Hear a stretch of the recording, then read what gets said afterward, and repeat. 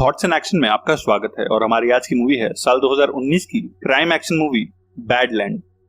तो ये कहानी शुरू होती है साल 1890 के अमेरिका से, जहां हम मैथायस ब्रीचर नाम के एक पुलिस ऑफिसर को अपने घोड़े पर देखते हैं जो मिसिसिपी के एक फार्म पे आके रुकता है।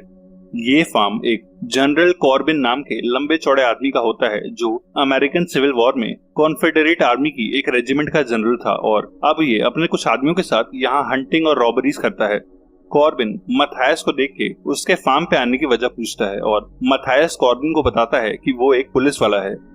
वो कॉर्बिन को अपना यूएस मार्शल का बैच और एक वारंट दिखाता है जिसके अकॉर्डिंग जनरल कॉर्बिन एक वॉर क्रिमिनल है जिसने सिविल वॉर के टाइम पे अपने सोल्जर्स के साथ कई क्राइम्स को अंजाम दिया था, जिसकी वजह से यूएस के जस्टिस डिपार्टमेंट ने उसे फांसी पे चढ़ाने के ऑर्डर्स दिए हैं और मैथायस यहाँ उसे लेने आया है, जो अगर पीसफुली नहीं गया तो उसे फोर्स का यूज करना पड़ेगा। कॉर्बिन स्माइल करता है और कहता है कि उसे जंग के समय जो सही लगा उसने वही किया और फिलहाल उसके पास अपने हथियार और कई आदमी हैं, इसीलिए वो इस कागज को कुछ नहीं मानता और वो अपनी गन निकाल के मैथायस से कहता है कि मैं अब तुझे मार के बाहर पेड़ पे टांगने वाला हूँ, इसलिए अगर तू चाहे तो मरने से पहले एक लास्ट ड्रिंक पी सकता है। मैथायस एक एक्सपर्ट शूटर और मार्क्समैन होता है, इसीलिए वो कॉर्बिन और उसके साथ खड़े चारों आदमियों को पलक झपकते ही शूट करके मार देता है और उनमें से किसी को भी अपना हथियार निकालने का मौका नहीं मिलता। इन्हें मार के मैथायस अपने नेक्स्ट वॉर क्रिमिनल के एड्रेस पे आगे बढ़ता है और रास्ते में से वो अपने बॉस और अमेरिका के पहले ब्लैक पॉलिटिशियन सेनेटर बेंजामिन को एक टेलीग्राम भेजता है कि उसने जनरल कॉर्बिन को लॉ के अकॉर्डिंग अपने साथ आने के ऑर्डर्स दिए थे, पर उसने वायलेंस करनी चाहिए जिसकी वजह से मुझे उसे और उसके आदमियों को शूट करके मारना पड़ा और अब मैं अपने दूसरे टारगेट की लोकेशन की तरफ बढ़ रहा हूँ। सेनेटर बेंजामिन का असिस्टेंट उससे पूछता है कि उसने मैथायस को ही इतने रिस्की काम के लिए क्यों चुना, जिसपे वो कहता है कि मैं जानता हूँ कि वो सभी वॉर क्रिमिनल्स जंग में अपनी करी हुई हैवानियत को गलत नहीं मानते, इसीलिए वो कभी अरेस्ट होके फांसी की सजा को कबूल नहीं करेंगे और एक मैथायस ही है जो उनकी वॉयलेंस का जवाब उन्हीं की भाषा में उन्हें दे सकता है। अपने रास्ते में रेस्ट करते हुए मैथायस को हार्लन नाम का एक ट्रैकर और बाउंटी हंटर मिलता है जो उससे कहता है कि तेरे इस ईमानदारी के काम से हम जैसे बाउंटी हंटर्स को बेहद नुकसान हो रहा है, क्योंकि तू जनरल कॉर्बिन जैसे हाई वैल्यू टारगेट्स को फ्री में मार देता है जिनके सरों पे इनाम होते हैं और इन्हें मार के मुझ जैसे गरीब बाउंटी हंटर्स भी कुछ पैसा कमा सकते हैं। वो हार्लन से कहता है कि मैं बस अपनी ड्यूटी कर रहा हूँ जिसकी सरकार मुझे सैलरी देती है और मुझे इससे ज्यादा पैसे का कोई लालच नहीं है। पर हार्लन उससे कहता है कि अगर तूने दोबारा इस इलाके में मेरे किसी टारगेट का शिकार किया तो मुझे तुझसे मजबूरन लड़ना पड़ेगा और हार्लन ये कह के वहाँ से चला जाता है। अगले दिन मैथायस अपनी जर्नी दोबारा शुरू करता है और लोगों से पूछता हुआ अपने दूसरे शिकार को ढूंढने लगता है जिसका नाम होता है मेजर रेजिनाल्ड कुक, जिसने सिविल वॉर के टाइम पे अपने सोल्जर्स को एक पूरे गांव को जिंदा जलाने के ऑर्डर्स दिए होते हैं और काफी ढूंढने के बाद मैथायस उसका घर ढूंढ निकालता है जो शहर के बाहर एक फार्म पे होता है। मैथायस को घर के बाहर उस मेजर रेजिनाल्ड की बेटी सैरा कुक दिखाई देती है जो 3 आदमियों पे एक शॉटगन पॉइंट करके खड़ी होती है जो उनकी जमीन पे कब्जा करने आए होते हैं, पर मैथायस को देख के वो आदमी वहां से चले जाते हैं। सैरा मैथायस पे भी अपनी गन पॉइंट करती है, पर वो कहता है कि उसे इस जमीन में कोई इंटरेस्ट नहीं है, बल्कि वो यहाँ उसके फादर मेजर रेजिनाल्ड से मिलने आया है और सारा अपनी शॉटगन नीचे करके उसे घर में इनवाइट करती है। सैरा से बात करने पर उसे पता चलता है कि मेजर रेजिनाल्ड बेहद बीमार है, जिसे फीवर के बाद निमोनिया हो गया था जिसका उस समय कोई ट्रीटमेंट नहीं हुआ करता था। मैथायस सैरा को नहीं बताता कि वो यहाँ क्यों आया है और वो कुछ देर के बाद अकेले में रेजिनाल्ड से मिलता है जो बेहद बीमार और वीक हालत में होता है और वो उसे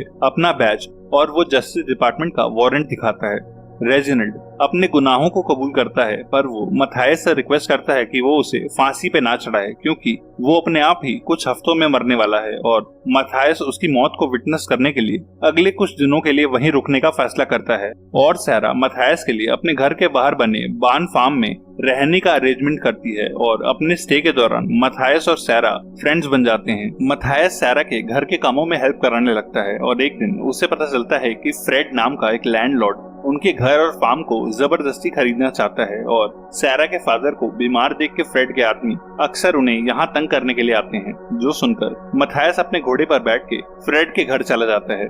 वहां जाके वो फ्रेड को कुछ पैसे ऑफर करता है और सैरा और उसके फादर को अकेला छोड़ देने की रिक्वेस्ट भी करता है, पर फ्रेड कहता है कि उसके पास पैसे की कोई कमी नहीं है। पर वो मथायस को अपने बेस्ट आदमी से हैंड टू हैंड लड़ने का चैलेंज देता है और कहता है कि अगर तूने मेरे आदमी को हरा दिया तो मैं फिर कभी सैरा और उसके फार्म की तरफ नहीं देखूंगा। मथायस इस फाइट के लिए मान जाता है, पर फ्रेड का वो आदमी मथायस से फिजिकली बेहद स्ट्रांग होता है और शुरू में वो आदमी मथायस को बुरी तरह पीटता है, पर वो जल्द ही इस फाइट में अपना कमबैक करता है और एक लोहे की बकेट उठा के उसे मारने लगता है और कुछ ही देर में वो उस आदमी को फ्रेड के सामने घुटनों पे ले आता है। और इस लड़ाई को जीतने के बाद मथायस अपने घोड़े पे बैठ के वहां से चला जाता है।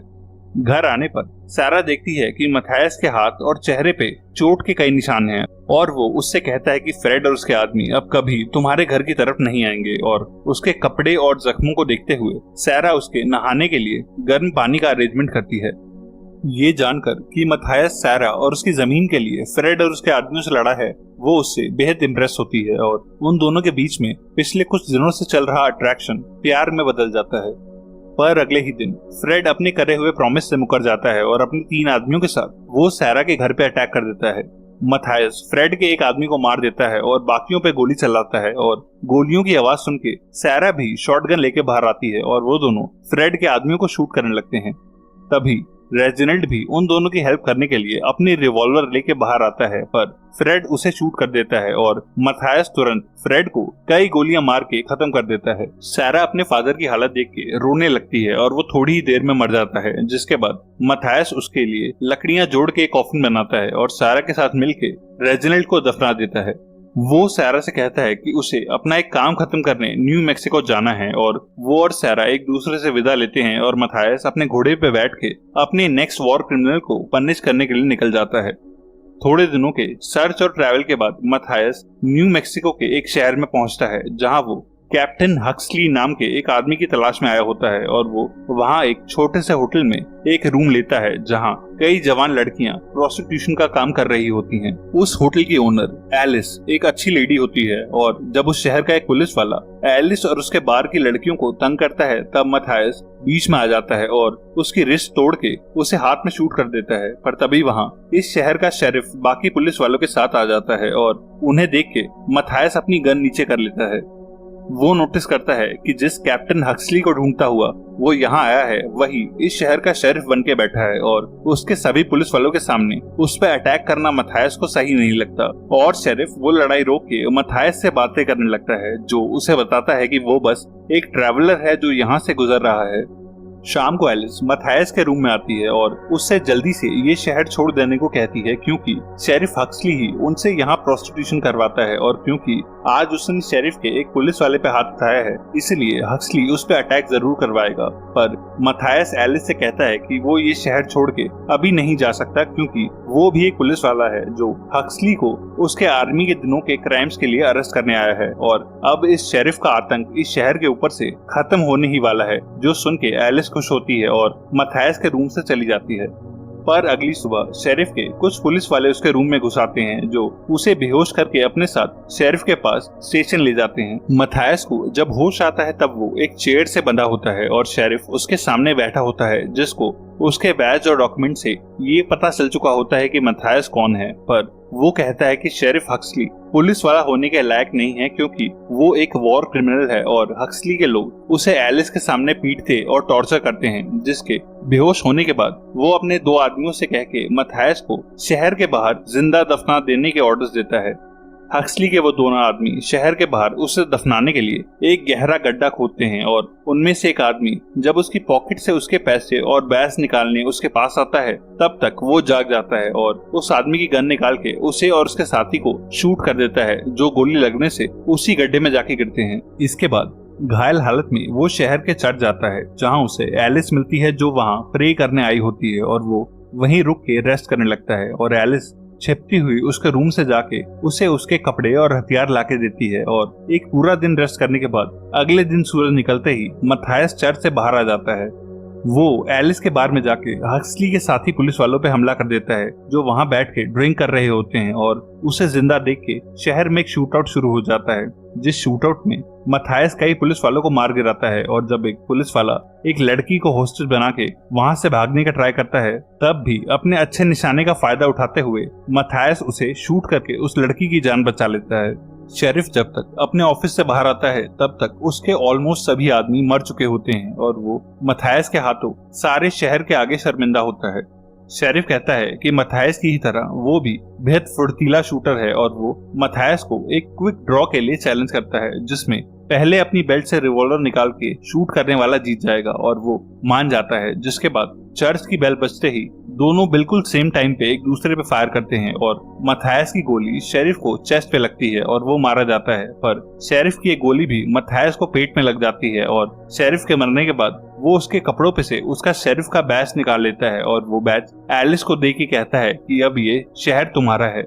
मथायस इंजर्ड हालत में अपने घोड़े पे बैठ के उस शहर से निकलता है, और काफी ट्रैवल करने के बाद वो एक जगह पर रुक के रेस्ट करने लगता है, क्योंकि अपनी इंजरी की वजह से वो वीक हो गया होता है, और वो अपने जख्म पे पट्टी बांध लेता है। जब हार्लन वहां आता है, मथायस उससे कहता है कि अब वो रिटायर हो रहा है, और अपने पुराने लॉसेस के लिए वो हार्लन को शेरिफ हक्सली की लोकेशन और उसके सर पे रखे सरकार के इनाम का एक पेपर दे देता है, और कहता है कि हक्सली की डेड बॉडी को क्लेम करके तुझे रिवॉर्ड मनी मिल जाएगी। जिसके बाद हार्लन उसे थैंक्स कह के वहां से चला जाता है, और इन दी एंड मथायस अपनी सारी एनर्जी इकट्ठा करके अपने घोड़े पे बैठ के सैरा की तरफ जाने लगता है। वो बेहद मुश्किल से सैरा के घर तक पहुंच जाता है, और उसके घर के सामने अपने घोड़े से नीचे गिर जाता है, जिसे देख के सैरा उसकी तरफ भागती है, और मथायस को जिंदा देख के वो बेहद खुश होती है, और वो उसके जख्मों को ट्रीट करने लगती है, क्योंकि वो दोनों अब साथ में यहीं रहेंगे।